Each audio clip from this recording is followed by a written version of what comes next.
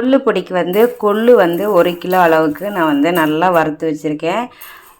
1/4 kilo அளவுக்கு உளுந்து, 1/4 kilo அளவுக்கு கடலைப்பருப்பு, 100 கிராம் பொட்டுக்கடலை, 100 கிராம் வெள்ளை எள்ளு, இதை நல்லா நான் வந்து வறுத்து ஆற வச்சுருக்கேன்.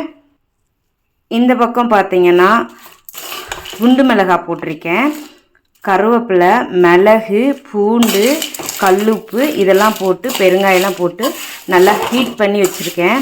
பாருங்கள் நல்லா எவ்வளோ மிளகு போட்டிருக்கேன்ட்டு, சீரகம்லாம் போட்டிருக்கேன்.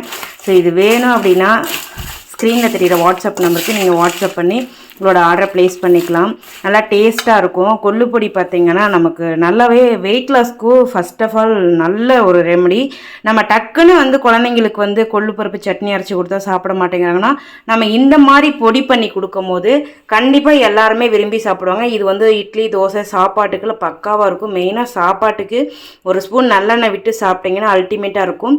இது ஒரு தங்கத்துக்காக தான் இப்போ நான் வந்து ஃப்ரெஷ்ஷாக ரெடி பண்ணியிருக்கேன். நான் யார் கேட்டாலுமே இப்படி தான் ஃப்ரெஷ்ஷாக ரெடி பண்ணி கொடுப்பேன். தேவைன்னா ஸ்க்ரீனில் தெரிய வாட்ஸ்அப் நம்பருக்கு வாட்ஸ்அப் பண்ணி ஆர்டர் ப்ளேஸ் பண்ணிக்கலாம். இது என்னென்னு பார்த்தீங்கன்னா